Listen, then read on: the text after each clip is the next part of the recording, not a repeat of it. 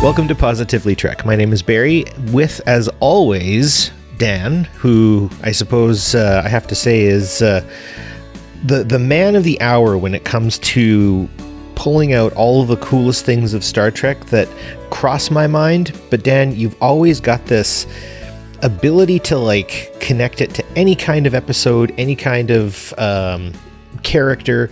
And I have to say, watching Star Trek with a friend, as much as I watch it on my own, watching Star Trek with a friend is just hand over fist better, and especially someone like yourself. So just want to throw the love right off the bat at you this morning. Blindsiding me this morning. Thank you. That's really sweet. I mean, I kind of, some of the stuff I wish I had more useful stuff in my brain, I guess, but I appreciate it. Thank you very much. And yeah, to echo your comments there, it's so much fun watching Star Trek with friends. It's something that, as a Star Trek fan for much of my life, I didn't do a lot of, No. It's a very solitary thing sometimes when you're of our age and you remember back in the time in middle school when it was so cool to be a Star Trek fan. But yeah, I really appreciate watching Star Trek with you, and it's so much fun. Yeah, so I think just starting off there, if folks, this is going to come up a few times in the review that we're doing today for me. We are going to be looking at a spoiler-free and then spoilered review of Star Trek Section 31, the new Michelle Yeoh joint that just came out just now, and Dan and I were busy like Christmas elves putting together this lovely review for you all. So we will say that later on we will be talking spoilers, but we're past the embargo time, and if you want to watch this, we would say actually stop listening to this right now, go into Paramount Plus and check out Section 31. You won't be disappointed, and I don't want to give away too much, but I can't say on either watching that you and I did that I was disappointed. Actually, this was a fun little piece of work and enjoyable, and like I said, the best was getting to watch it with someone. So if you get that chance, I would recommend it. Dan, what are your let's just take a quick 2009 Trek Turbolift ride over this whole thing right now. And what were your overall thoughts? Yeah, I didn't know what to expect going into it, and I was not disappointed. I really enjoyed it. It is what it is. It's something that a lot of the stars have been saying in interviews lately. It's not your usual Star Trek. This isn't... You're not going to be on the bridge of a Federation starship with uniforms and, strict regimented. This is not that. It's set within the Star Trek universe. It's a very different film. I really enjoyed it. I thought the acting was wonderful. The characters, I think, were a delight in a lot of different ways that I wasn't expecting. Michelle Yeoh, of course, is terrific, and Olatunde Osunsanmi did an amazing directing job as well. So initial brash reflections, it's fun, it's enjoyable, and it's got more to talk about than I think I initially thought it would, if that makes sense. I agree with you. And just to kind of build my piece of that is, as much as we all like the plots of Star Trek, or we might like the special effects of Star Trek, oftentimes it is the dialogue that you'll come back for. And I would say that in a lot of cases, the dialogue was sharp, it was fun, and maybe this might take some people away from a show, but actually it kind of brings me closer to it. I could tell that the cast themselves, that little group of people in the cast who were on camera the most, you could tell they were enjoying themselves. Like it looked like they were having fun, and that's always really important to me as well. I like it when everybody looks like they're having fun and not having a hard time. I think you and I brought up the idea that not having fun can be a good performance in like a Shelley Duvall in The Shining kind of way, but we don't really want that for anyone. So no. I just have to say, Michelle Yeoh knows this character well. She's made this character her own. There's a lot of personality. I think that Georgiou very much gets a three-dimensional, very textured, and to some degree, I wouldn't say completely, there is some even some nuance there that I think is important, that you might find interesting on one or two watches, because I would say watching this once is entertaining. Watching this twice is interesting. Definitely. I would echo the watch it twice sentiment. I definitely enjoyed it on the first watch, don't get me wrong, but that second watch really was enjoyable, kind of knowing where things were going and really being able to delve deep into a lot of what's going on, a lot of more of the character beats that I kind of missed the first time because of, lack of familiarity and stuff. So yeah, definitely recommend the double watch for sure. And pay close attention to the performances of, I'd say, Casey Roll as Rachel Garrett is a big one. She is a delight in this. Michelle Yeoh, of course, is wonderful. But I'd say Sam Richardson as well. Sam Richardson as Quasi is really good as well, for sure. Sven Rygrock as the Vulcan character Fuzz is definitely someone to watch as well. So just in terms of the actors specifically, Rygrock's interesting because he's a voice actor, right? He's in One Piece, I think, is the one. And for that, you really do get a lot of range out of him there. And especially where we're saying the dialogue is good, it comes from the fact that they're using actors who only talk. And I think he really does embody the character. He's very animated, which is fun for a Vulcan. So yeah, definitely a non-traditional Vulcan role. Very much so. Very much so. Casey Roll is very, very good again at kind of adding some dimension more so to Rachel Garrett. I like the personability of the character. I like the fact that she is very much sort of your straight-laced Starfleet officer with a twist. And I like that. That's, for me, probably the most relatable character, right? We Star Trek fans love our Starfleet and we like our Starfleet values, but we also like to have that little extra bit of personality. So again, a lot of personality. I think each character also very much sort of fits in their own little slice of the pie in their own unique way. So again, there's some depth there and I enjoy that. Yeah, and the ensemble aspect of it, I think, is something that I wasn't expecting to be as big a thing. I mean, you have a Section 31 film starring Michelle Yeoh. You kind of think of it as a Michelle Yeoh vehicle. And it is. Like, she is very much featured. She's the main character. But this ensemble cast is very much on display as well and really adds a lot. Like, they're not just kind of peppered in there to serve Georgiou's character. They have characters in and of themselves that have some really interesting stories, and I really enjoyed watching. I think I keep coming back to this, the characters are my favorite thing about this movie. I would agree with you. It is the characters. So what about sort of the set pieces? What do you think about the places they go? Obviously, we're not going to say everything here. You definitely get to see a lot of the more peripheral aspects of the Federation in a lot of ways. We are definitely not close to Saul or anything like that. But what do you think about some of the set pieces and some of the locations and just kind of how the scenery sort of is itself a bit of a character? Yeah, it definitely is reflective of the tone of the film and the subject matter of the film. These aren't the bright, shiny beacons of hope and prosperity that we see in the Federation or on Earth or anything like that. They're the darker, seedier parts of this world. And yeah, I think it serves it well. I think it works well in the context of this. There's a few bits where I think the fact that this isn't a theatrical release, the budget shows a little bit. It's maybe not as expansive as some feature films would be, but at the same time, there's some things they do with that go a long way, that look really good. They've managed to stretch that dollar a bit, I think, in a few places. So there's nice set pieces, generally, like I said, well directed, but there's a few little flares that if you're familiar with Olatunde Osunsanmi as a director, and I really like him as a director, he's a great director, but man, does he ever like to unmoor that camera and kind of make it a part of the action, which, if you're not expecting it, it can be a little bit like, oop, my stomach just went kind of oop. But no, it's good. It's fun. It's very dynamic and it's beautiful looking in a kind of gritty way. I agree, and what I was kind of getting at is I do sort of get a little bit of the most Star Wars Andor a little bit. Mm-hmm. There's a bit of a feel there that but I mean, I'm not trying to say necessarily that this is a Star Trek movie doing a Star Wars impression. I think on my first watch, I felt very much like a lot of the set pieces, even the pacing was very much trying to be like 2009 Trek, right? There's a busyness to it.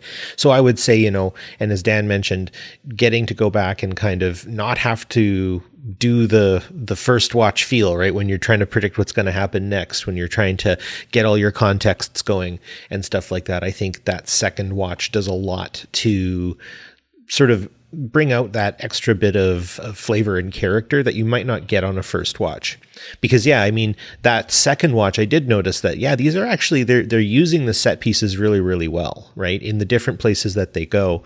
There's some outdoor on location shots, which I think are well put together, and they sequence well with when they go into the studio to do different types of tasks, I guess you could say, right? They're on ships, they're in bases, they're on location at villages and all this sort of stuff. So there's a lot of variety to this as well. So you're not getting just like, I don't really feel like anything that takes place on a quote unquote bridge, other than some spoilers, really necessarily detract from the show. And I think you're right. They lend themselves really well to the mood. So overall, again, I think Tunde does rein in a little bit of that unmoored camera in certain places, and then in other places it feels like he just pedal to the floored it. And I would say just the fact that we have actors with Michelle Yeoh means that you're going to get some pretty wicked fight scenes in this. And I will say that some of the unmoored camera work notwithstanding, I really enjoyed the fight scenes in this show as well. So if you have a background of enjoying martial arts movies, Michelle Yeoh delivers. Yeah, they know their strengths and they play to them for sure. They know what they have in Michelle Yeoh, and they use her very, very well. I will say, in addition to what you said there, there's a few times where I think the camera work detracts from the fights a little bit, because I feel like it could be a little bit more like, let's just sit back and take in what's happening, rather than, some of the quick cuts and the close-ups and shaky cameras and stuff. And I'm like, I don't know. Michelle Yeoh's dynamic enough. I don't think you need to do that to add to how incredible a fighter she is. Just I think you mentioned this when we were watching it, like, why can't this just be like a flat angle and we could watch these people just get to work, right? Like, honestly, for those of you who may not be familiar with Michelle Yeoh, just other than what she's done more recently, of course, she comes from the Chinese martial art world quite a bit. A lot of wire work. She's worked with some of the greatest fight choreographers, I would say, in cinematic history, and I would say she herself, her fight scene back in the Crouching Tiger, Hidden Dragon, with her and the young lady whose name suddenly escapes me. I'm forgetting names this morning, apparently. But anyways, that fight scene always kind of, for me, is the gold standard. And you're right, it's 3 flat shots, right? There's one looking, there's one from the top, and then they will typically angle the shot to make that, I guess, like 2.5. Right. And that's all you need. Right? Because, she definitely has not skipped a beat in her time. And I will say, in certain cases, if she didn't have as strong of an ensemble with her, because these characters do a lot with what they have, I would say that she would have stolen the show. But I think she was put with enough competent actors and a good producer that we didn't have to worry about that. Well, before we move on to the spoiler-filled stuff, is there anything else you wanted to talk about spoiler-free at this moment? I think the last thing I would just say is, if going to a theater gives some sort of level of credibility to a movie versus a movie being brought straight to a streaming platform, I don't really know what to say, other than if this had to go to theaters, we would never see another Star Trek movie for like a decade, right? I think that not going to the theater actually isn't a problem, and most people I know have big enough televisions, and you can take your washroom breaks when you need, and you can stop to do something else. To some degree, sitting down in a theater and eating that delicious but probably poisonous nacho cheese just to watch this isn't what I add to any of this. So if some of you are hesitant to go or to stream this just because it's a movie but it's not in the theater or something, or maybe you have that criticism, I would just say, like, really, is this a problem, right? Like, can you honestly say that that's the deal breaking problem, right? So yeah, that's a good point. And to your point, yeah, we have big TVs now. Pretty much everybody has some manner of flat screen TV that, you can sit closer or whatever, and you can pause, you can make your own snacks and all that kind of stuff. The home theater experience really has turned into a good replacement for a theater experience. That said, I will continue to go to the theater anytime there's a big Star Trek release, certainly, and a bunch, other stuff too. But it is really enjoyable to just queue this up, watch it on your own time, and really enjoy your home theater. So I think it works really well. I think you will have a very enjoyable time, and this movie certainly is not lesser because it's not in the theater. In fact, to your point, we probably wouldn't see it for quite a while, or we wouldn't see it at all if it had to be in a theater. So yeah, that would be the last little piece. And I guess maybe one final bit, and I'm sorry, lovely and gentle viewer. The other reason why I liked watching it on a regular TV was it meant I got to hang out with your dog, Dan. Yes. So yeah, Lucy is wonderful. Oh, she's great. Yeah. Even when you have to pause to take her outside for a minute, but it's worth it. All right, shall we head into spoilers now, you reckon? It's about time. Yeah, absolutely. Let's take a quick break, and when we come back, we will get into a spoiler-filled discussion of Section 31. So, final warning. Actually, we'll probably give you one more. Yeah. If you have not watched this, we are going to spoil it. Go watch it. There are game-changing spoilers in this movie that you'll want to not know before you see it. Yeah, get that show in your brain, and then come back to us. Positively Trek comes to you each week thanks to the efforts of our amazing Patreon members. If you'd like to help support the show, simply visit patreon.com/positivelytrek. Join at any level to get early access to ad-free episodes and exclusive content.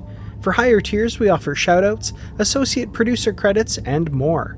We appreciate each and every one of our listeners. Thank you so much for listening to this week's episode. Live long and prosper. Welcome back, everyone, and as Dan had mentioned before the break, this is the spoilers discussion of Section 31. So if you have not seen it, don't let it get spoiled, because part of watching this one especially is the really entertaining and interesting, and in certain cases even delightful appearances of characters and happenings. Also, there's also some really not delightful stuff either that'll like shock and make you go, oh my gosh. And I don't want me or Dan to be the person to tell you that. You should just go watch it. Anyways. Yes, absolutely. That said, what do you think of, and I'm just dropping straight into this, what do you think of the concept of identity in this? And when I say the concept of identity, they bring up, the idea of a person being a mech or not a mech, and how much they are the extension of the accoutrements that they have versus, say, the size of an alien and its perception on the galaxy and the world. Mm-hmm. And perhaps the idea of a person who is very much carrying a history that I can't even say is horrible beyond the fact that it is, in our perception, the worst thing ever. So with all of that, I throw this question in your direction now, Dan. What do you think of this idea of identity, who we are, what we are, all that sort of stuff? And you may not have even thought of that, but this is the big question that I've had. Yeah, no, definitely. And very clear through some of the characters what their wanting to talk about. And what this is going to kind of tie into is a comment that I think is going to come up quite a bit when we're talking about this movie, which is the initial, what we perceive might have been the initial format of this, the initial plan of this, or at least one stage along its evolution that this might have been. And that is, a lot of these issues are brought up and touched on, and they kind of hit it with their pinky finger and then run away. Yep.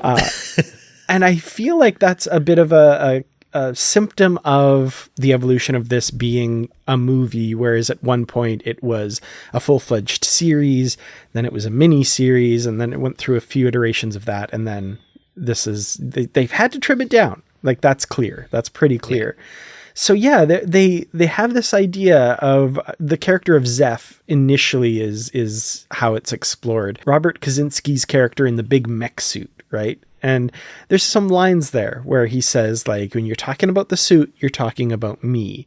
And he very much identifies with this mech suit and sees it as an extension of himself. And I think it's an interesting kind of comment on transhumanism, right? This idea of augmentation, of our human bodies being enhanced and evolved via technology, right? That it's kind of bigger in science fiction a few years ago than it has been lately, but it's interesting to see a bit of a commentary on it now. And were this a longer series or mini series, I wonder what kind of exploration there would have been in that. And there is a little bit in this with Zeph and how he relates to people, and ultimately what happens to his character later in the film as well, I think plays into some of those concepts and the betrayal of his personal transhumanism, I think, is interesting. It's subtext rather than text. And I think that's, again, because they don't have the time to really delve into it the way that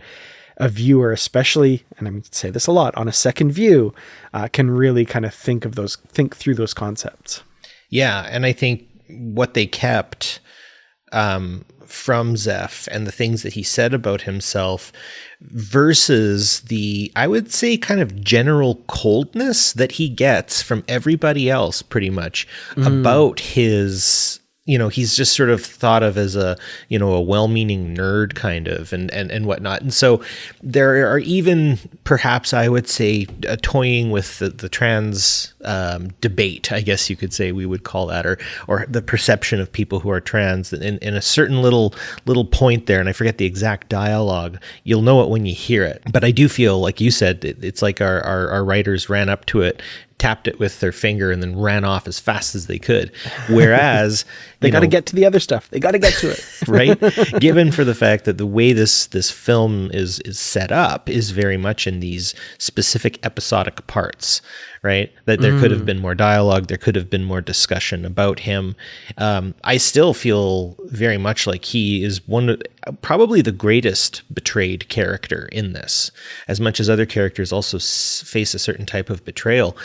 The way he's characterized in this, he is very innocent in a lot of ways. I know he's sort of a brute and is kind of the guy who can run and punch through walls, but outside of that, he seems a little bit, he kind of gives me more of a goofy Amos vibe from The Expanse to some degree, right? Where Amos is kind of the tough guy, but he has this deep sensitivity to himself, right? And I have to say, like, in The Expanse, Amos is my favorite character by far. He's not perfect, obviously, and that's why you kind of love him, but his loyalty, his kindness, and there's an empathy that he has, a very sort of matter-of-fact empathy that he has that I see in Zeph being brought forward. And he gets done pretty dirty, hey? Yeah, and I think the word friends is only uttered once in this entire movie, and it's by Zeph in a particularly brutal moment. And it's kind of a little peek into the sensitivity of this character that you might not have necessarily, you wouldn't have seen up until that point. And it kind of surprises you in a delightful way. Delightful given what's going on. It's a really bad moment, but you kind of have an understanding of him and his values in that moment, which is a really nice moment for the character, I think. He doesn't say, don't kill me. He doesn't say, don't hurt me. He doesn't say, why me? He never, it's not an issue of his lot. Whereas in a lot of cases, he may come off like he's victimizing himself by saying, well, I'm more of the mech, and the mech is me, and all this sort of stuff. In his being done dirty, he never says, don't do it to me. Yeah. He's talking about friends. And I think that's where you really do see a character who, much like the death of Georgiou, spoiler alert, in the first episode of Discovery. Do you like that one? You see a character who you might want to see more of, and then they get, you're not going to see them anymore. So let's move on to, what I would consider to be the sort of the closet bad guy here. In the case of Fuzz, and the fact that, his unrepentant nature, I think, even before you learn really anything too deeply about him, he's a real, bad guy for bad guy's sake. He really does just resent and hate all of the people, to the point that you enjoy him as a character, I think, too. I think he's portrayed just so exceptionally well as kind of a cartoon bad guy, because I think, he is kind of that way in a sense. You don't really have to do a lot of extra work on understanding his intentions. He's a bad guy, and he likes being bad. You can tell he takes a certain level of enjoyment out of it.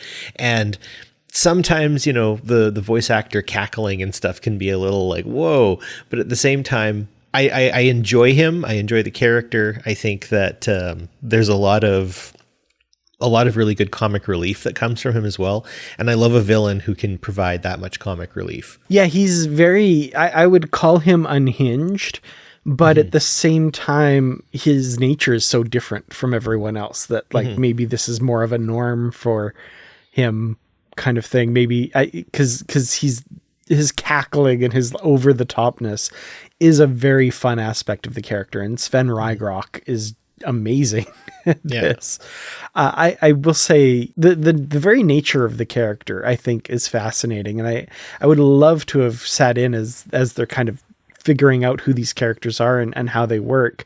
I don't think this is something we've seen in Star Trek before. The little tiny microscopic pilot of a mechanical body, I guess, that he employs to interact with everybody. But yeah, his unrepentant bad guyness, even in service to the greater bad guy. The greater bad guy is not as black and white as Fuzz is.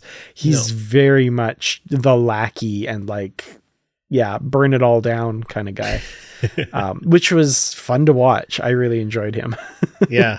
I really did. It was a lot of fun, and a character who I was wondering how they were going to portray her was Rachel Garrett.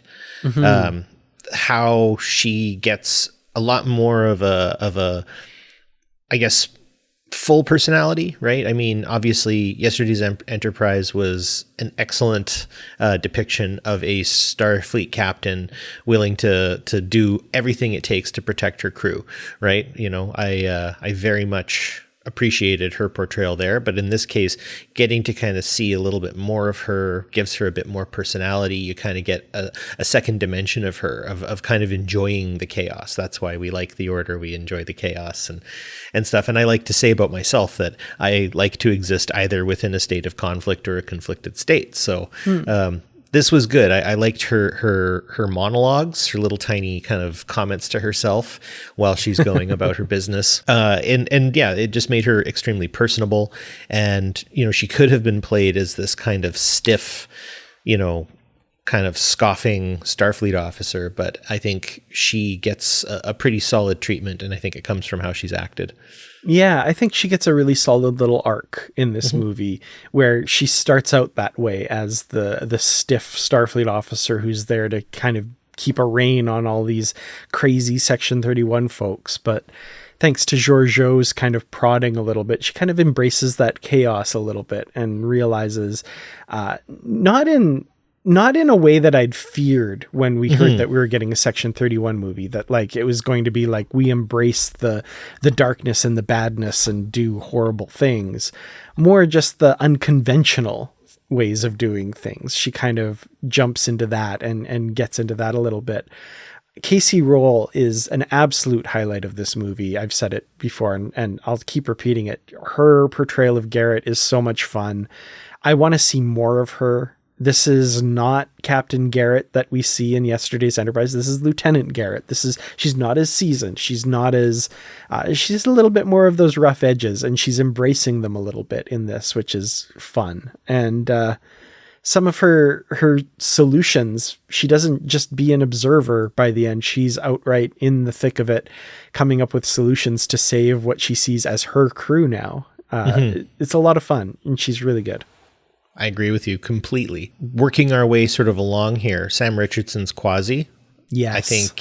I think there is a normalization of different behaviors that we would categorize as neurodivergent. And I think he does an extremely good job of humanizing those experiences, right? It's important, I think, that we as a society kind of look at how people react to, different neurodivergent behaviors and sort of see where they're coming from. It's often the idea of like, when a person, needs to vocalize or verbalize their thoughts out, that can be an anxiety response, right? And I think he does an extremely good job of putting a viewer who may not experience that into that position a little bit without overdoing it, right? It's written into the plot, I think, extremely well. And it's not trying to give anybody like psychological advice, though it does kind of give people who may find themselves in that same kind of inert overthinking that sometimes just acting is the best way to go. One thing that I noticed was he didn't hesitate when it came to saving his friend. Right? When he saves Alok, he doesn't hesitate. He doesn't think about what's going to happen. He just does it. And I think that's an interesting thing, that he had it inside him, and there was evidence of it all the way through. Yeah. Yeah, I really enjoyed that aspect of his character, and you can watch it on various levels. You can watch it as, it's kind of a quirk or whatever, but I do like the idea of it being a bit more of a deeper exploration of neurodivergence. And I found it especially interesting on the second watch to observe how the people around him react to that / support him through that. Like the supportive members of the cast, they don't get angry with him or annoyed with him or frustrated with him. They guide him through, they help him through some of these things. And his whole thing is he sees all the possibilities and it paralyzes him. He can't make a decision, or hesitates to make a decision because of all of the branching possibilities before him that he can't kind of sort out. And the best parts, I think, are when characters like Garrett talk him through that and say, kind of outline, give him a framework to kind of work through that. And you can tell it's very supportive of him, and he really appreciates that. Yeah. And then, there's the characters that maybe you should initially know are bad because they don't respond as well to that. Right. Well, I would just say, though, their treatment of Quasi's internal struggles and expressions are very much antithetical to their response to Zeph's. I would say, and I would again say that there is evidence, I think, to the fact that what's really going on is, had we have had this as a mini series, we might have gotten into that a little bit more. Right? Yeah, or maybe more of an arc with regards to how they treat Zeph and how they talk to Zeph. Yeah, exactly. And I think that would be one of my only complaints about this, is they seem to be just pretty much on par with what needs to happen for Quasi. Whereas, Zeph not only gets done the dirtiest, he also kind of isn't treated the best throughout in a lot of ways. But I guess that's just kind of me pontificating on it. Kind of moving along our list here, I want to maybe bring up just really fast, Melee, we knew you so shortly. I don't even know what to say. Could have been interesting. I like I liked what I saw of her performance. But again, for a movie, she sort of Steven Seagals it a little bit at the beginning of this, and just goes in the first bit. Or Bryan Cranston. Bryan Cranston, yes, thanks. Yeah, playing in the first kind of recent Western Godzilla movie, right? He's kind of billed as the main character, and then and again, spoiler alert, if you haven't seen this very old movie now, he gets killed, and we get to watch the guy who played Kick-Ass for the rest of the movie. So I do feel like she kind of occupies that role of like, oh goodness, they gone too soon. Yeah, I have mixed feelings on this a little bit. I was curious about the character. Humberly Gonzalez plays Mel, and she seemed pretty cool, but at the same time, maybe we don't want like a traditional stereotypical honey trap character in our 2025 film, I guess. I don't know. Like I would have been interested to see the character and maybe the kind of twists they do on her, but at the same time, like, maybe we don't want to do those tropes long term anyway. But I'm disappointed we don't get to know more about her. Yeah. And I would beyond the stereotypical bits of her character, I guess. Yeah. I would also say that Michelle Yeoh does a better job, or a really extremely good job, of the sort of the femme fatale role with that twist. But we'll get into her in a second. I want to move next to Omari Hardwick as Alok Sahar. What did you think about this fellow? What do you think about him as a character? Interesting. The first time around, I guess it didn't make a huge impression on me. He was kind of like the brooding boss guy, right?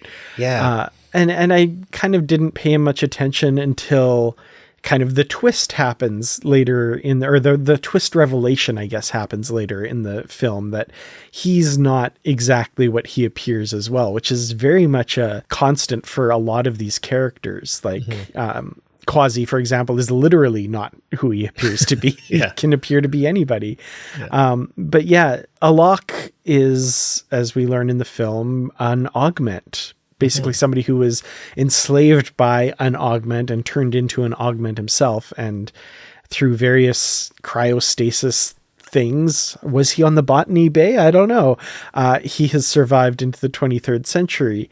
Which I thought was a really interesting twist on his character, and made me kind of pay more attention to him in the second watch and kind of see if there was anything there that was pointing into it. And there's a few moments where, like, his kind of similar almost to Lorca in season 1 of Discovery.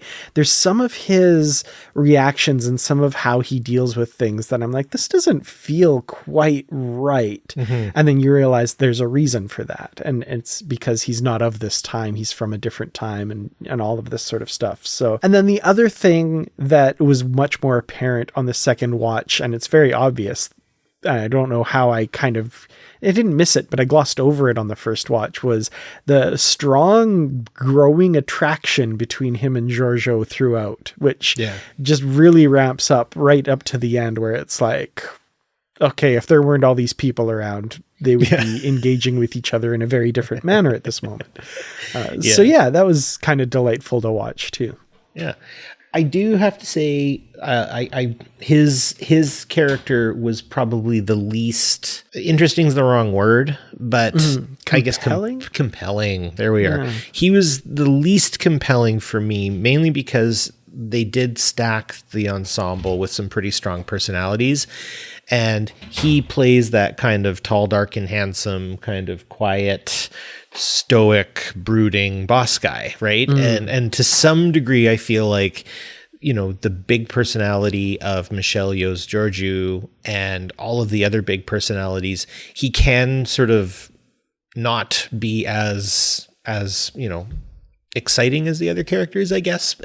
So that said, I do like the fact that he kind of emerges as this outsider and emerges as someone that Michelle Yeoh can kind of connect herself with. And yeah, I mean, it is interesting watching Philippa and Alok definitely make googly eyes at each other quite a bit throughout, in their own sort of special grumpy, broody sort of way.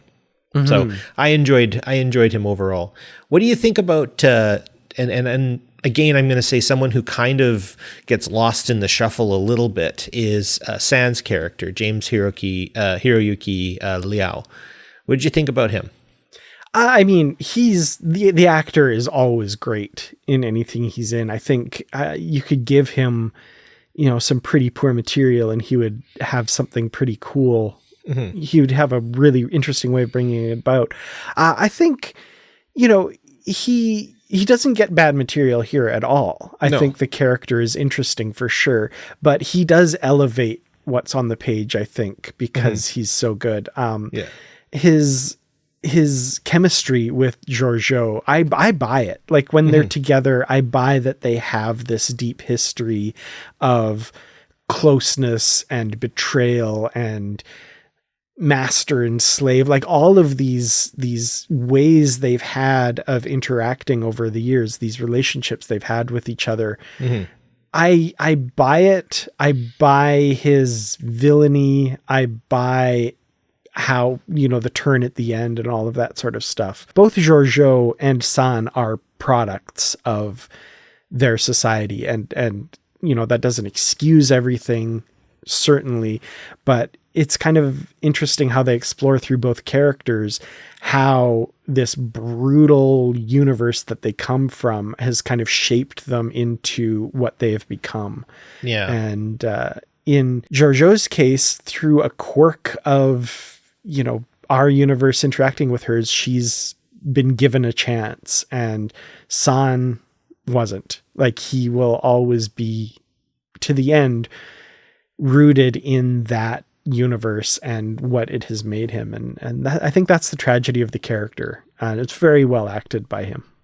I would agree, and I think where I'm saying we don't get as much in this case is the fact that I think a character like his would lend itself more to exploration with more film, right? We needed more screen time with him.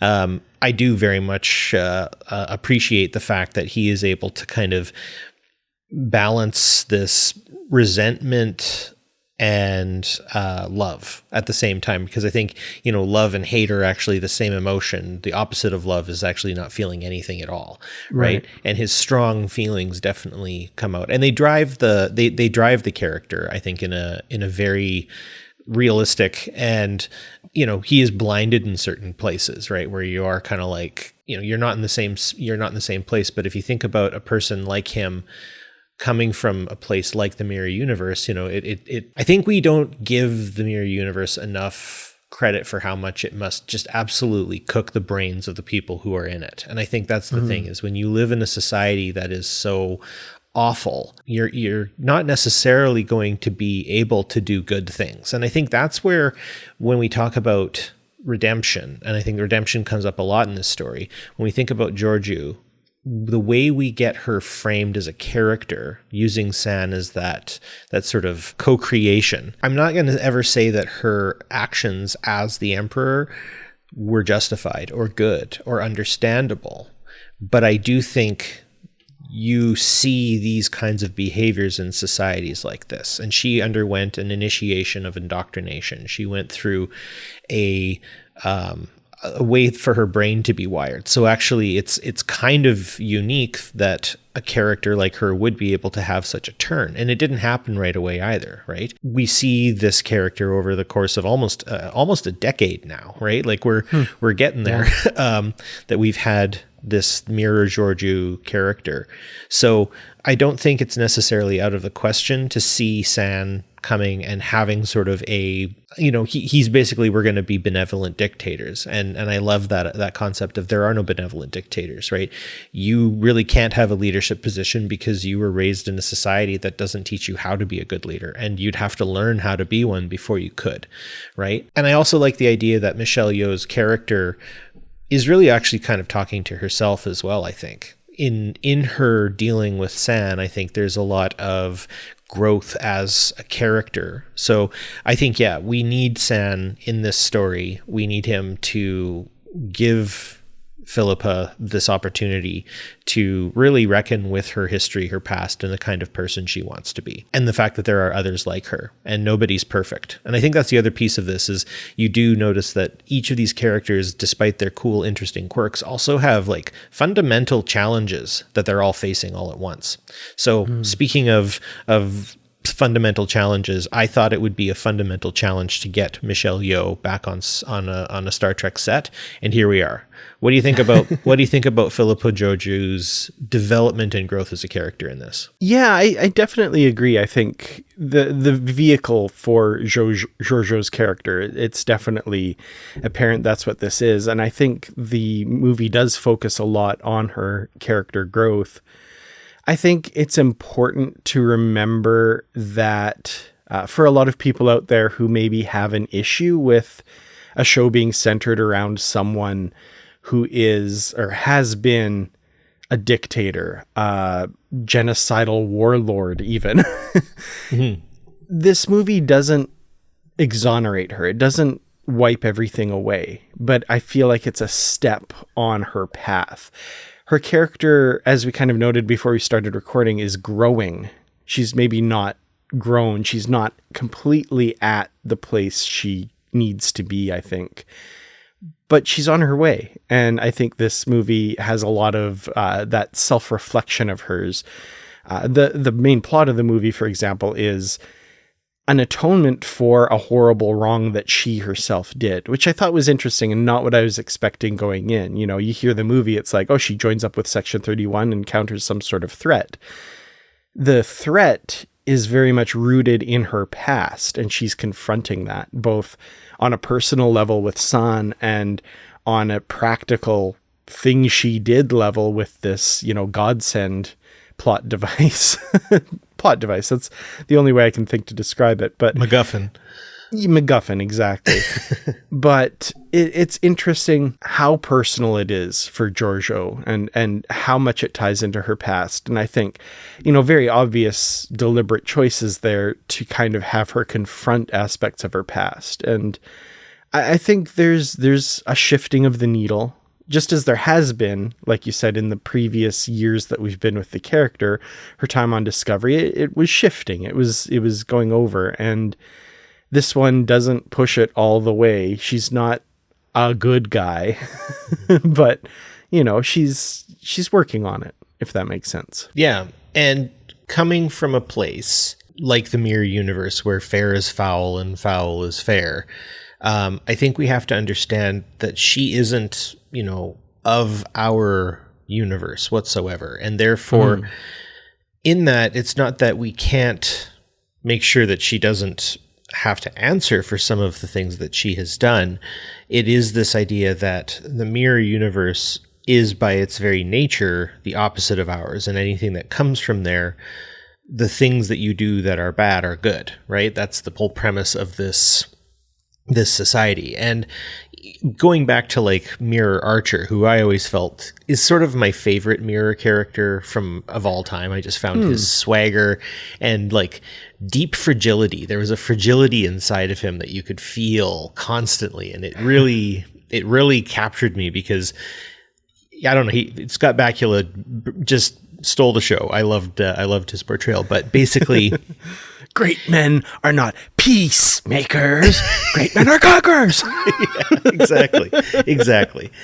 So you have a character who has been indoctrinated and has grown up in this universe, in this reality. And I'm not saying she did what she had to survive. No, she did what most people would aspire to. And I think for that respect, we sometimes, you know, would be like, well, I'd love to be a billionaire, or I'd love to be extremely rich and famous. And I mean, it's hard now because you can't even count on your fingers and toes how many rich, extremely powerful people have wound up being some of the most worst human beings on the planet, right? And I stand by the term, there are no ethical billionaires. So absolutely. Anyone that you would admire at the top, just understand they had to concentrate enough wealth that they could never possibly spend it in their lifetime. Sounds like a problem. So in this respect, basically what's happened is you've got a I guess for lack of a better term, billionaire from that universe coming here and somehow discovering a conscience. And I mean, are there instances where very rich people have perhaps given up their money and decided to become better people? Nothing comes to mind, and I'm not trying to be cynical or try to crack a joke. I'm just actually saying, like, nothing comes to mind right now. I'd have to Google it. I think that's a symptom of our society too, is that like nobody pays attention to them. They don't get famous for doing that. No, there you are. There you have it. Right? That's not admired. And so bringing this all around, what you really see is someone who did what they had to do to become the thing they aspired to be. And in that world, if you aspire to great leadership, well, you're going to have to do some pretty awful stuff. So she did. And so all this mealy-mouthed explanation aside, what I appreciate is the fact that I do kind of buy this idea that she has realized that if there was a better way, she would take it. And she has. Mm-hmm. There we are. That's a really good way to put that. Absolutely. I think the story also, by showing us some of her beginnings, like how she attained the emperorship as well. The language that I want to use is tough. I'm not sure how to put it. It softens her edges a little bit in that it very outright shows us that she is a product of her culture, and like the society she's living in molded her to do that. And if she didn't do that, there were worse consequences for her at the time. And each step on her route to the ascendancy would have been like that, like them shoving her in a particular direction. And it's the classic, the road to hell is paved with good intentions, right? Like you make a little compromise, a little compromise, a little compromise, and then add to that the fact that, as you say, in that universe, that's not a compromise. That's business as usual. That's how it works. That's what you do. Yeah. So to kind of build this in, we can't really talk about the character of Georgiou without talking about, I would say, one of the strongest occurring themes in this movie, and that's the theme of betrayal. The idea that betrayal in the mirror universe is very much a virtue. Mm-hmm. Right? And when you see all of the betrayals that continuously happen in this, I think if you come from a universe where betrayal is a virtue, recognizing betrayal, recognizing who exactly people are and stuff like that. I like Michelle Yeoh's kind of Sherlock-y style of reading a room and stuff like that. But even there, she doesn't always clock who the betrayer is. And so I think this kind of the mystery of betrayal and who's going to do the betraying, I think is always really fascinating. Mm-hmm. And I also like, it's a little thing, but when evidence points to one particular person, the impression of that person when they get accused is Georgiou's making a power grab and she's trying to get rid of the person who stands in her way the most. But Georgiou, to us, proves that's not the case. When you say, like, in that Sherlockian moment when the last little piece of evidence clicks into place and she has I always call it the Dr. House moment, which is very much based on Sherlock Holmes as well. It kind of zooms in on her face and she kind of, and you get the little flashback of memories and piecing it all together thing. She's not just serving her own interests. She has a genuine desire to actually figure this out and use the resources around her, including the people around her, in the best way possible. And, a Terran Empire thing might be, oh, this is the biggest obstacle to me, I better get rid of her. That might be, business as usual, once again, in the Terran Empire, but that's not what she's doing. And I really like that I think an interesting thing is the expectations of the characters around her are foiled by her actual actions. And they come to realize, like, oh, she's not just this crazy dictator we have to keep on a tight leash and use. She's an actual valued member of the team and will contribute in a way that will make our goals reachable. That's very Star Trek-y to me. That's pretty cool. Yeah, it truly is. And as you've been saying this, some of how you've portrayed Georgiou and how we've looked at her in this conversation makes me wonder if in the mirror universe Georgiou, who is a pretty awful person, she has this little thread that if she had the opportunity to perhaps do good in different contexts, she would. It would make me wonder if the coin was flipped and our Georgiou wound up thrust into the mirror universe, if she would have this like side to her. That's interesting. Yeah. Like, I mean, just a fun little thought experiment, I guess. But if we always have that opposite within us in the other iteration of us in this other dimension, it begs the question, I guess, to some degree. One other thing that I appreciate very much is how much she enjoyed that eyeball at the beginning. I wanted to bring that up because she's got her fingers up. Like she looked like me when I'm eating a slightly refrigerated Lindor chocolate. The size and shape of it, I bet that might have been what it was. Because I was just like, Michelle, you're either an extremely good actor or you've got something in your mouth and you like it. And it isn't that eyeball. Whoa. Yeah, I wonder about that scene. Like, there are things that it calls back to a little bit, just to remind the audience, maybe, like the mirror universe penchant for eating kelpians, for example, was kind of something that came into my head. I feel like that can't be an accident. Like they're trying to pull strings on the instrument that resonate, that remind you of things. So it's interesting we never got an explanation of exactly what that was or what's going on there. But I don't know, like maybe a little tying of meat consumption to general evilness. I don't know. Like there's just an interesting little thing there. Yeah, what I would probably hearken it to a little bit is Georgiou's sort of inherent hedonism, that she sort of kind of has this low boil of hedonistic. I don't know, she's like a magnet for it, but then also she kind of exudes it a little bit. I'm definitely captivated by her performance in that respect, right? It's I call it the Marilyn Monroe effect. Way back in the day, I had never seen a Marilyn Monroe movie and had only seen still photos of her and always found that, very conventionally attractive. Don't get me wrong, like I can definitely see the attraction. But I was not like beautifulest woman ever. What are you talking about? And though I would still give that moniker to my wife today, ultimately, when I saw Marilyn Monroe move in a movie, I watched How to Marry a Millionaire, and she's sitting, I think, on a plane or something, and she's kind of moving her shoulders and moving her eyes back and forth, and I was just like, oh, I get it. There we are. I see the attraction now. It's in how she moves. I have to say, there's times when Michelle Yeoh is very femme fatale in sort of like a serpentine way, and then other times she can take charge of a room, though she's like one of the tinier people among the cast. So I think she really did command every scene she was in pretty well. I enjoyed her. Yeah, I feel like there's a character turn for her just in the physicality when about halfway through the film when she takes out the contacts, right? Where she is that femme fatale, that kind of slinky serpentine. That's a really good word. I like that. And then after that, she's very much like marching and leading people and all business, right? And I think that was a very, very obvious and deliberate. Like, okay, let's do an appearance change here. Let's shift her into this mode. And she wears both of those modes very, very well. I want to maybe kind of get to the MacGuffin itself.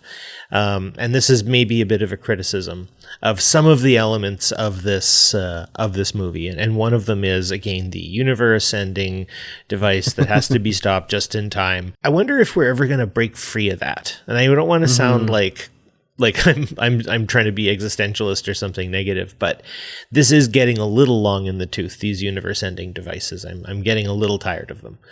Yeah, I definitely agree. That was one of my big criticisms with, seasons 1 through 4, I guess, of Discovery.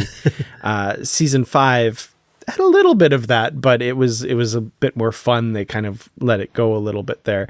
But yeah, this is a thing that's been coming up more and more in Star Trek, and it's that diminishing returns of having to constantly up the stakes. It's not my favorite thing. And the example I used back in the day, I used to watch 24, which, Jack Bauer with the Los Angeles division of the counterterrorism unit, very, I'm not as big a fan nowadays, but it had that problem as well. Season 1 of that show, I will to this day maintain on a dramatic level and a story structure level, is one of the best seasons of television I've ever seen in my life.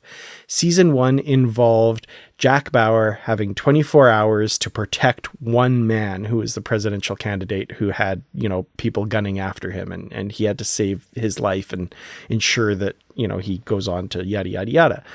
Season 2 had like a nuclear bomb that was going to blow up LA. Season 3 had, a pandemic that was going to be released. Season 4 had, I think, like the terrorists controlling all the nuclear plants in the US remotely or something. Like it was so comical how much they had to raise the stakes every year to, in their minds, keep the audience engaged. And nothing is more engaging than that season 1, protecting the life of one person. Yeah. That's great. Yeah. And I there's a lesson there, and Hollywood keeps learning the wrong lesson. You're absolutely right. I would say Stranger Things did the same thing. Season 1 is lightning in a bottle. Everything else has been middling at best, in my personal opinion. Second season was still pretty fun, I guess, but like it was already showing signs of that. But I would say the remedy to this, and something again we can take from a pretty good series, I would argue, is The Expanse. Was by the end of season 3, I think it was getting kind of boring. I think I remember that, or maybe it was season 4. I can't remember. I'm just kind of shooting off the hip here a little bit. But basically, I remember feeling like, it was getting a little meh for a while in the middle there. And then they did that whole season where they were just on a planet on the other side of that portal thing that they would go through. And it was just them on a planet dealing with stuff happening on that planet. And I have to say, like, as kind of a bit of a palate cleanser for what was going to happen, they're going back into space and more stuff's going to happen. It really did a lot to sort of rejuvenate and revitalize, simplifying the story, bringing things down, just everybody sitting down and taking a break.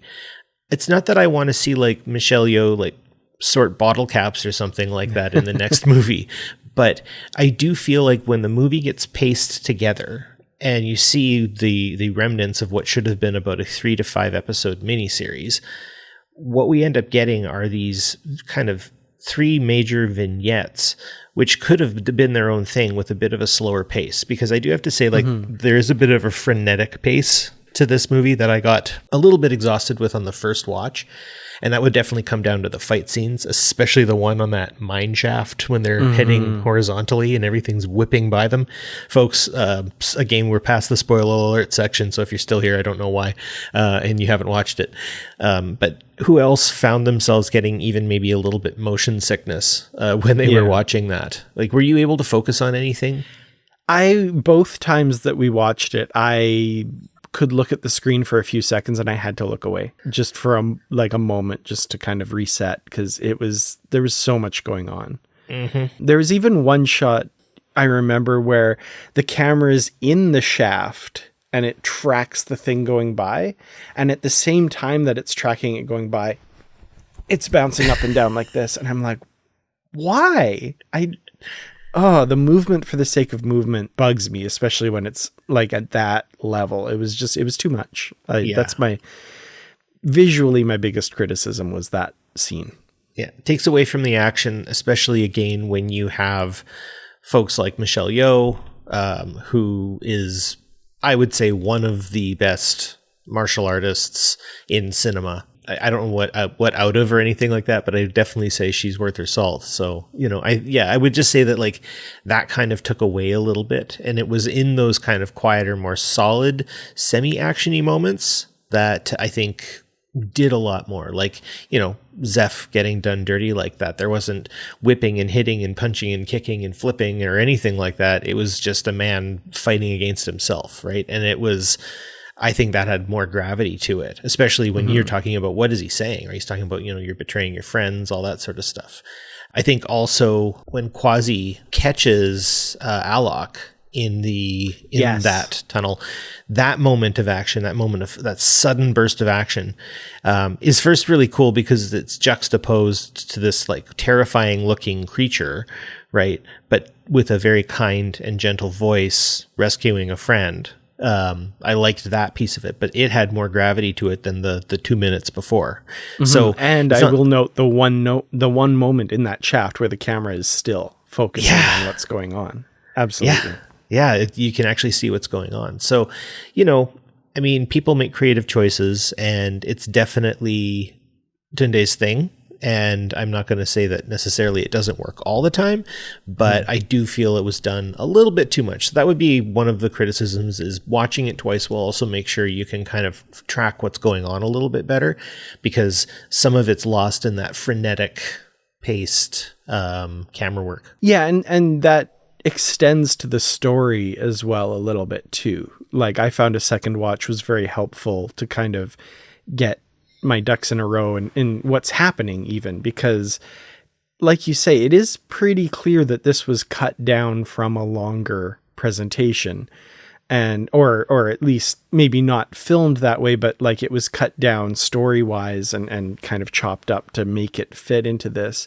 And yeah, there are times where like the next thing, and it doesn't do it as badly as I would contend. I remember season 2 of Star Trek Discovery with the Red Angel suit. I remember this bugged me, where in one episode they're like, this technology is this and this, therefore it has to come from the future. We guarantee, like, that's got to be it. And then the next episode, it's like, it turns out that Section 31 made it, and blah, blah, blah. And I'm like, you just forgot all of the, like, you're doing this quick enough that we don't catch that you just are contradicting what you said in the previous episode. Yeah. This isn't as egregious as that, but in order to follow the plot a little bit, I found the second watch very helpful. No, I fully agree with you. So when we're talking about any kind of other criticisms and stuff like that, is for me, I the only ship I found kind of interesting was that mirror universe yacht that Sun was driving. That was a really cool origami like thing. The trash heap ship, I guess, is supposed to be ugly and repulsive and just sort of blah. I didn't mind the space battle. I didn't mind this kind of like tugboat hook flip kind of method thing they were trying to do. Sometimes that doll still haunts me in my dreams. We're all gonna die. With its spinning head and like, again, kind of like a funny little jab at consumerism of this idea that like, oh, we don't let these things in here because the battery, if mixed with the right liquid, becomes basically a small nuke, which I think is, again, like they ran up to the topic of consumerism, bat it with the back of their hand really fast and ran off kind of thing. Yeah. So very Doctor Who in how they approached that too, I found that. Oh, yes. Yeah. Yeah, weird and fun. But I did like the space battle itself, sort of the premise of it, how it was supposed to happen, how it kind of works to arc Quasi's character in a really good way, and also show Garrett's leadership ability, right? To be able to talk someone through what looks like an impossible scenario. She definitely showed a little flash of Captain there, I would say.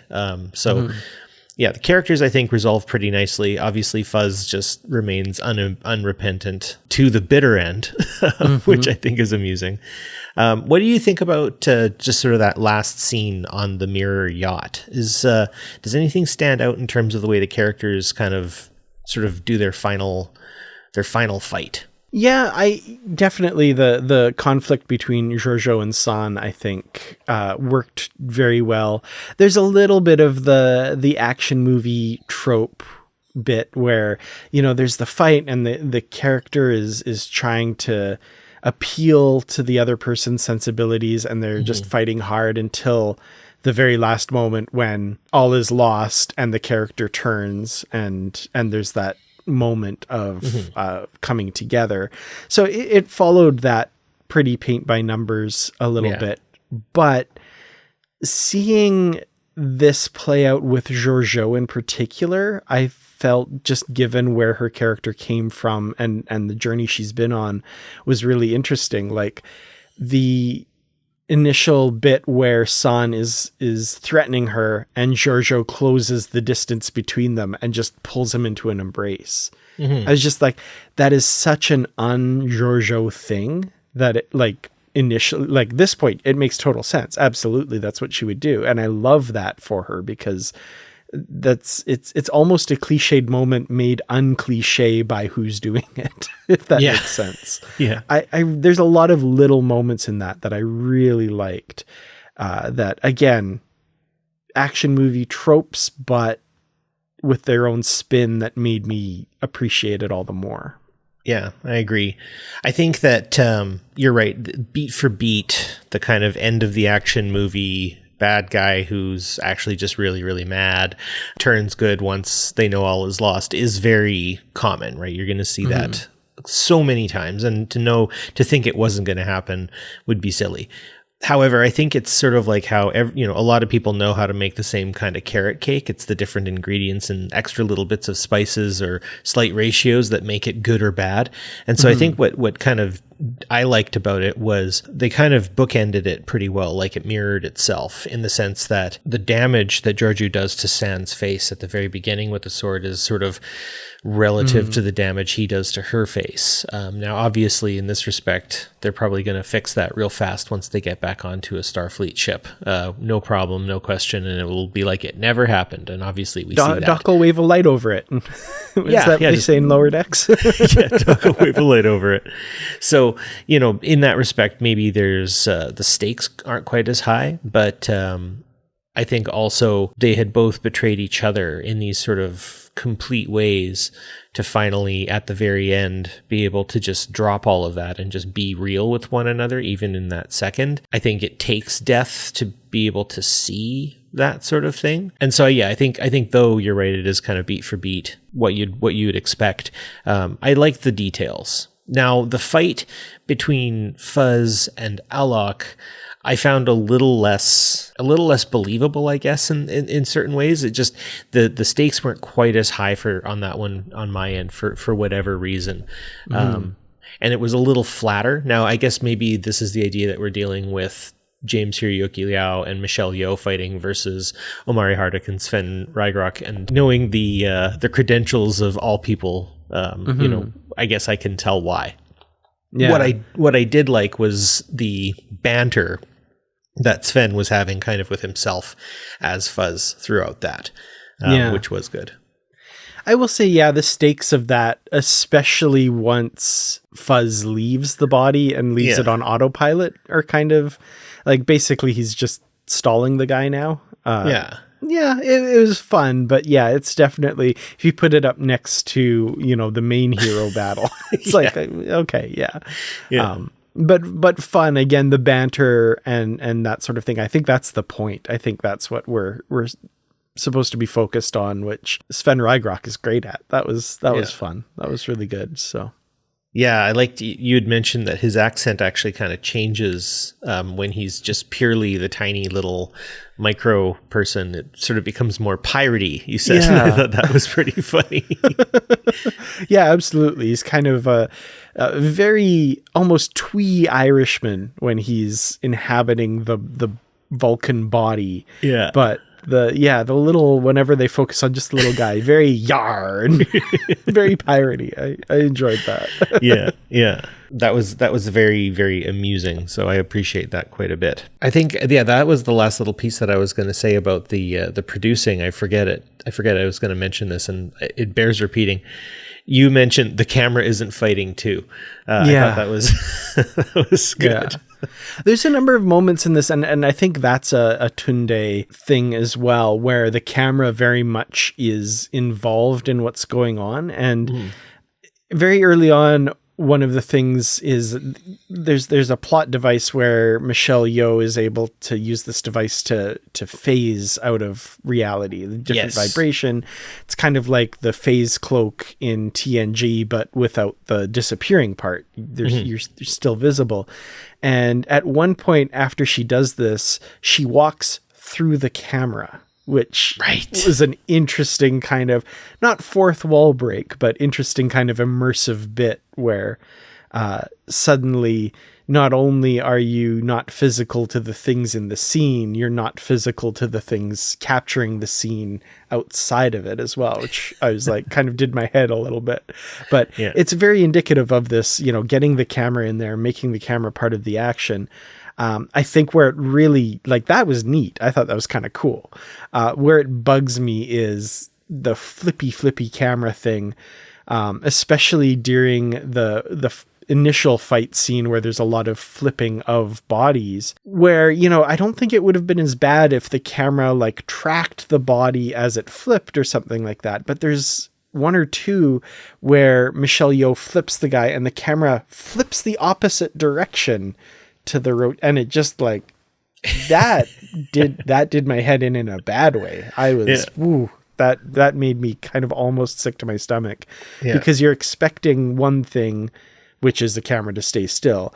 At the very least, you're expecting the next thing, which is the camera to like, oh, it's following the action. No, it's just going to go the opposite way. And I don't know what the reason for that choice is. Like, I don't know what effect they're trying to go for there, other than maybe it's like an extreme form of the Dutch angle, where the world is so topsy-turvy that like it's really topsy-turvy. I don't know. I would say that if you were watching it in a movie theater with 3D glasses on, it would almost behave like a ride.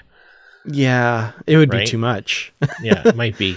I think, you know, since 2009 Trek, just wackadoo camera angles and lens flares have really become a thing for Star Trek. And as much as I have to say, you know, it definitely really worked in the JJ verse, I feel like that there's been attempts at it since that have been good at times, and then other times have been maybe just, like you've said, like just a bit too jarring. So, you know, in the end, I think that the movie still stands well as another Trek movie. I think it still stands well in terms of the way it's produced. I think they did a relatively good job of taking a much longer story and shrinking it down, though I would love to see some kind of director's cut come out that is potentially longer for people who are actually big, you know, Trek fans and want to see kind of something a little closer to what would have originally been there. But in the end, I find this movie entertaining. I feel like it's relatively accessible. I think the sort of the hedonistic nature of it definitely takes it away from the usual sort of Trek fare. There's something to be said about them being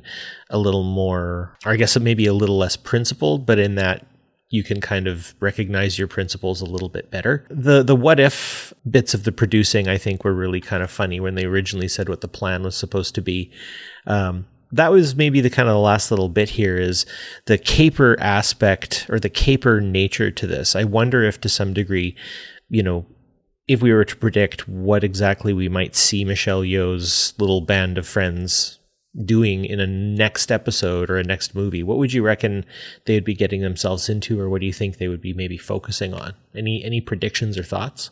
I don't know. That's a good thought, because with this movie, as we said, it was very much tied to Michelle Yeoh's past and her time in the Mirror Universe.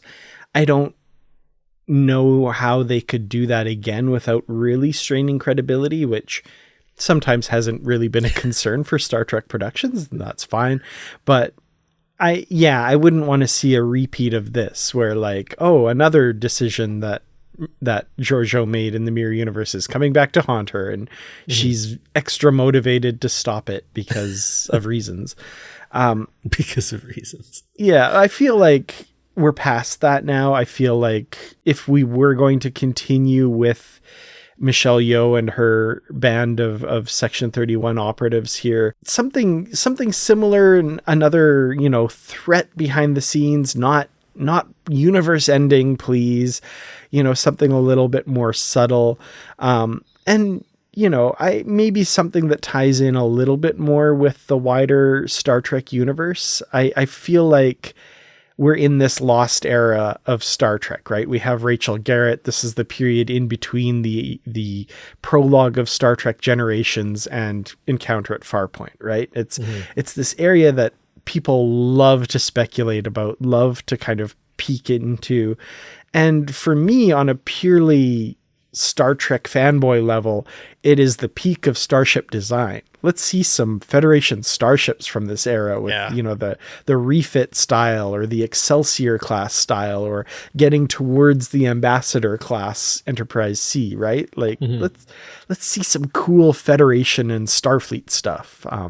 I guess, maybe that's me kind of going, this isn't Star Trek enough, but, what does that mean, right? It's set in the universe. It's looking at a different area than we usually look at, which is, I think, a good thing. I don't know. I just, I want to see something lower stakes and a little bit more ties into the wider universe of Star Trek at this time, just to feed an insatiable curiosity of what that looks like. Yeah. And I like those points because I think they tie in to kind of where I would want to go with it, because I think now Michelle Yeoh Georgiou needs her route into Starfleet a bit more. This is Star Trek. We don't actually want every movie to be so... we don't want that much of a dearth of Starfleet all the time, right? Rachel Garrett filled that gap really, really well for the movie we had, but now Michelle Yeoh needs her way back. And if I think in terms of... And again, trying not to be cynical, but let's just face it, it's either going to be a world-ending MacGuffin or a Badmiral is usually what you look at in terms of bad guys. So I think in this case, set it on a space station, right? Nothing bigger, nothing worse, nothing more. We don't have to go into any... we don't have to change venue that greatly. Right. Slow it down, set it on a space station, and have Georgiou's Sherlock powers sniff out a Badmiral. And she gets the Badmiral. And, hijinks ensue. But keep it on the space station, make it 3 episodes in a miniseries, and I think we'd all be real happy with that. Mm-hmm.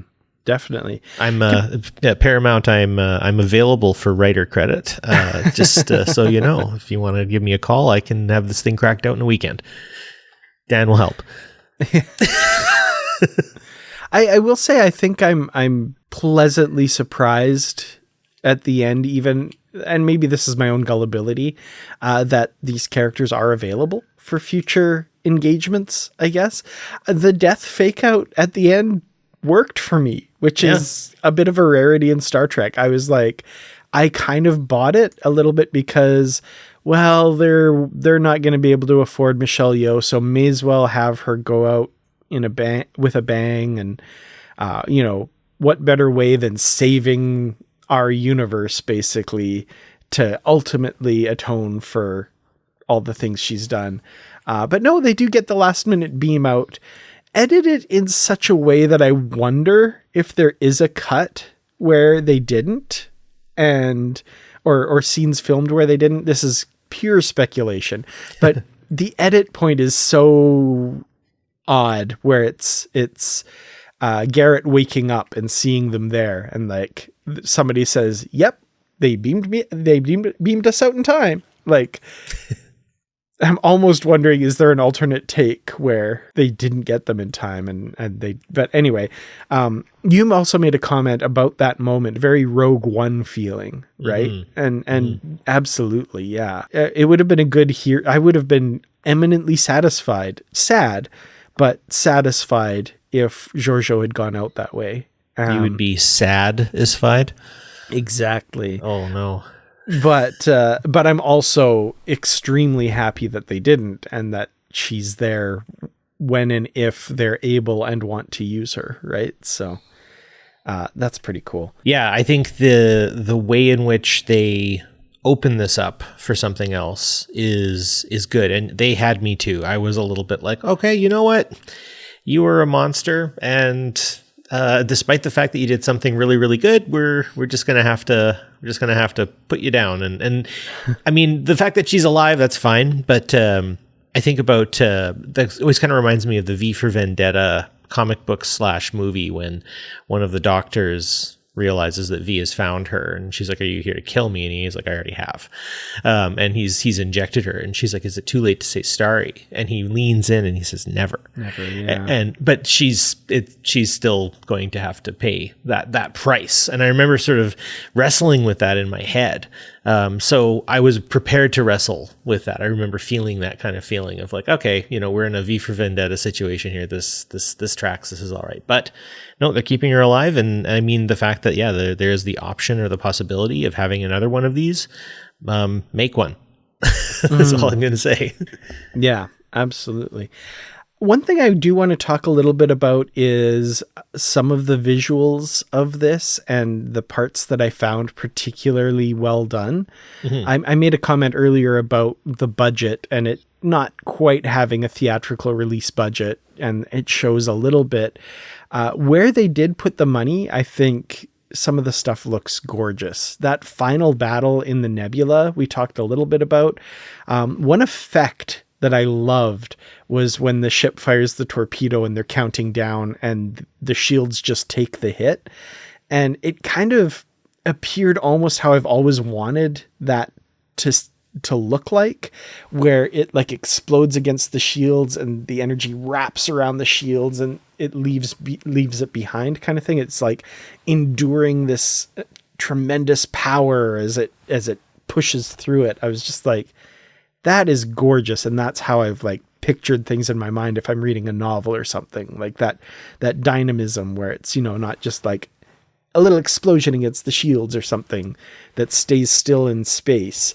It like, yeah, there's a movement to it. It was really, really well done. And the other one, which is where I'm like, okay, this is where a lot of money went at this point. And this is where they're interrogating Dada No on the Section 31 ship, and there's an explosion and it blows them all backwards and they beam out at the last minute, and in the background their ship slowly has a series of explosions in it and it slowly falls out of the sky and then hits the ground, and there's a big huge explosion in which there's actual like practical bits. Either that or the CG is just getting that good that we can't tell, which is entirely possible. I suppose. But it is gorgeous. They feel like they're part of the scene, that they're not watching this from, like on a blue screen or on the volume or something. It feels like they are in that place with that happening around them. And that is sometimes really hard to do, even with really high-end graphics. So well done. That was, I could tell it was like 1 million, 2 million, 3 million. Like that was expensive. They put some money into that. And they were good shots too. I think you're right. The space battle at the end does kind of remind me of the only part I like about Nemesis, and that's that space battle at the end. The Battle of the Nebula, I think they call it. I forget now. Basin Rift, I think. Yeah, there you go. I knew you'd know it. Thank you, Dan. This is perfect. But yeah, outside of that, in regards to it, I agree with you that the next generation / sometimes, but it got better in DS9, that two ships show up and just rock'em sock'em robot each other is a little a little 90s dated. So yeah, feeling that there's a bit more of a texture, I think, to the way that battle worked out there. You could feel the momentum and the movement and stuff like that quite well in it. And I think the actors did a really good job. There were no rocks that fell, though I think they're finally in a junk barge. They could have actually had rocks fall and it would have been a lot more plausible this time. But well, they had that line in Lower Decks that what was it? Billups said, "I've replaced the Cordry rocks in the ceiling, in the bridge ceiling panels." Yeah, exactly. Like, hey, wait a minute. I love that there's a canon reason for those now. Yeah, there you go. All the rocks. Oh my gosh. Yeah. And then you also mentioning that explosion. I love their use of practical on-set effects and stuff like that. I think that lends itself well. I mean, the gas belching planet that they're on, very Princess Bridey in a lot of ways. I think that Georgiou's bar has a bit of a Fifth Element feel to it in a lot of ways. The action is very 2009 Trek. I mean, they're pulling from a lot of really strong sort of visual styles within science fiction, and kind of there's something for everyone, I think, in a lot of ways. I noticed in certain, on certain planets, a different sort of sepia tone or lower light, which is always useful. Well, especially in the mirror universe where, as we learned, the light is different, right? Exactly. So no, overall, this movie is, I think, worth a watch for anyone to watch it. I think there's some staying power and a possibility that we might see more. And I think that's also really, really important. So that's pretty much all I had to say about it. How about yourself, Dan? Any final thoughts on the movie? Yeah, I think I would agree with a lot of what you said. I enjoyed this. I had expected to enjoy it. I always go into something with an open mind, but I think I enjoyed it more than I thought I would, to the point where I watched it a second time in order to do this review, but it wasn't a chore to watch it a second time by any stretch. It enhanced the experience, and I was very much looking forward to watching it a second time. There's a lot of little quippy dialogue bits that are just so much fun, and the characters, I think, as I've said, are the best part of this. I will mention, and even though it has come out, you have the opportunity to watch it, we've given a spoiler warning, all of this kind of stuff, even at this point, I'm not going to say who shows up in the final frames of the movie, but what a surprise, what a cool little, what moment. Very cool. Yeah, I'm not going to say any more about that other than, if you naughty person have listened to all of this and not watched it yet to get all the spoilers, I'm not going to give you that spoiler. You're going to have to watch it and be surprised along with everyone else at the end. I do think it's a worth it surprise. I wasn't expecting this person either. And again, in terms of staying power, I guess that's where some of the budget went, I guess so. It lends itself to this person coming back. Mm-hmm. Yeah, definitely. Kind of Charlie to the angels of the Section 31 crew, I guess, almost. Or the Zordon to their Power Rangers. Exactly. Yeah. The Control to their Section 30. Oh, no, that is what it is. Never mind. Yeah, wait, hold on. Yeah, no, sometimes things even aren't meant to be spoiled in this case. Go check it out. You'll be pleasantly surprised, I hope. Yeah, for sure. And those of you who are listening who have watched it and know what we're talking about, right? Awesome. Good stuff. But yeah, fairly high marks, I guess, is my final. Yeah. Pleasantly surprised by how much I enjoyed it. And I will be inviting friends over after so cards on the table, we're recording this a couple weeks early before it's actually come out, but this will come out after it's come out, and I will be inviting some friends over to watch it on the Saturday following the release. So yeah, I'm excited to show my friends this. Yeah, if watching TV with friends is even slightly your thing, and I know there are people out there, maybe you don't like having company, maybe there's, you're immunocompromised. Like, I don't want to necessarily say everyone does definitely have this ability, but if watching TV with friends is even remotely a thing for you, please invite a friend over to watch this one. I think this is definitely a cinematic feature that is best shared and talked about. So watch it, have some friends over again a little bit later. What's better, or maybe go to their house next time or something, watch this one with people.